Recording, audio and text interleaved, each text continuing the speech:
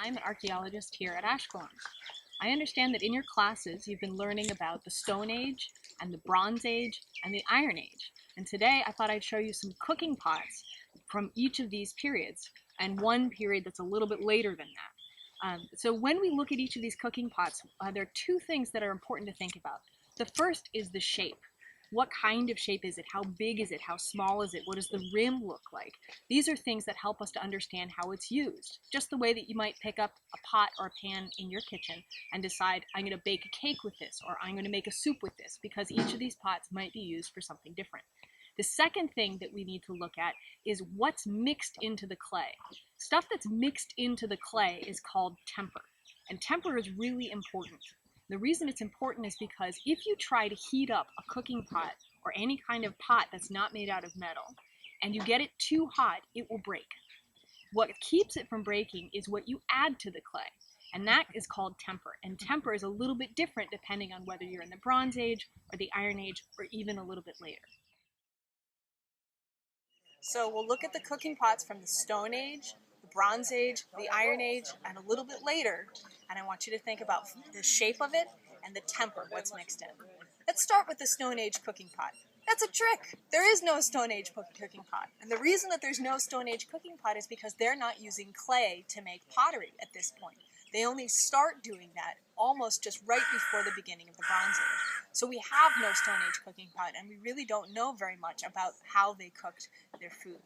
But we can start with the Bronze Age cooking pot. So let's take a look at this guy. First of all, you can see how big this is. So I'm holding my hand out to show you the other side of the form. The first thing we're going to talk about is the shape. It's very, very large. And they probably set it down sort of on the fire or on a stand next on top of the fire. And you can even see how dark some of the bottom of this is. Can you see how there's a shadow here from some of the smoke that's come up from the bottom of the fire to hit it. And you can see also a shadow from smoke here because it's been sitting so close. So we know that this Bronze Age cooking pot is a very large bowl. And if you look at the rim, it's shaped a bit like a triangle that's kind of pushed out a little bit. So that's the shape. The second thing I asked you to think about is the temper. What's mixed in? So if you look really close, you can see these big white chunks here. That's shell. Now remember, we had to add temper to the cooking pot. Otherwise, when you put it on the fire and it gets hot enough, it will explode, it will break, it will fall apart. Adding things like shell or stone can help absorb some of the heat so that the pot stays together, and it's your food that gets cooked and not the pot.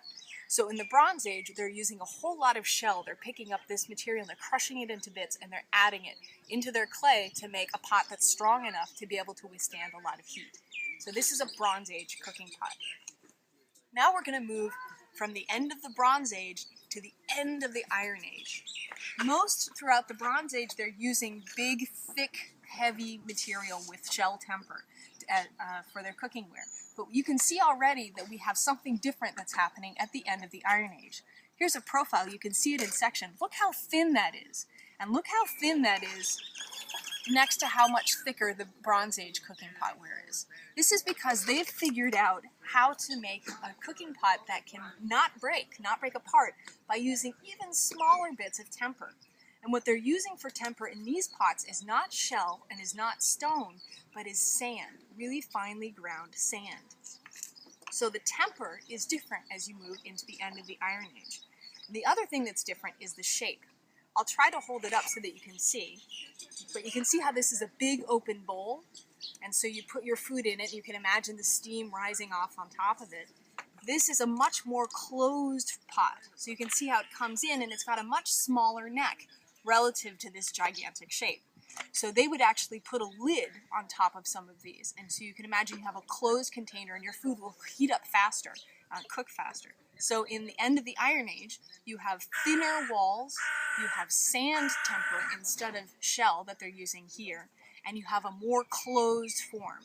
So you can see that these kinds are different enough that even if you had a piece of it, not even a rim or not even a handle, even just holding a piece of it that came from somewhere in the body, by looking at the temper and the color of the clay and how thin it was, you'd be able to tell the difference between a Bronze Age and an Iron Age cooking pot.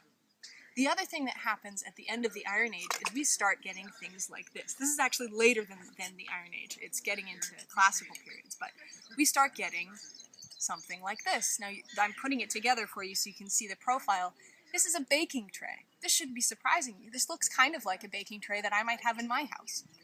But you can also see how black it is on the bottom, the way in which they're cooking with it. And this has very, very, very thick walls again. But it has to have thick walls because it's going in the oven or something like that for a long time. This is why baking dishes like you have at home tend to be thicker, thick glass or something, which are a little bit different from your metal cooking pots. So at the end of the Iron Age, we start getting baking trays like this. And many of these baking trays that we get in Ashkelon are not made with the sand here. They're made from sand all the way over in Italy. They're made from sand that have pieces of volcanic stone in it. And the volcanic stone is really good at absorbing temperature, so you can cook at absorbing heat, so that you can cook at a really, really high heat and bake something really, really high heat, which you cannot do in a pot like this. So there's our Bronze Age and our Iron Age cooking pots, the globular, sort of round, closed cooking pot, and the baking tray. Now we're going to fast forward in time. We're going to fast forward in time all the way to 1200 AD. And this is the time of the Crusaders, so we've come a long way. And what you'll notice is that some things have changed and some things have stayed the same. You can see that this has a very, very thin wall, just like the Iron Age pots. But you can also see that they have put a colored glaze on the inside. And they've done the same thing with their baking tray. See? Here's the other baking tray from the end of the Iron Age, and here is the Crusader period baking tray. The idea is the same. It's kind of a low-walled pan, but they are using a slightly different temper, and they're putting glaze on the inside. You can also see this one, what they've done with the rim. They've kind of pinched it like a little bit of a pie crust. So these are other ways that we can tell these things apart. So again, if you had just a piece of this that you found in a pit somewhere and you needed to know what kind of cooking pot this is, you'd be able to tell. Does it have shell temper in it? Does it have sand temper in it? Does it have volcano rocks in it? Or does it have this pretty purplish glaze? These are, again, some of the ways in which we can tell the difference between these cooking pots.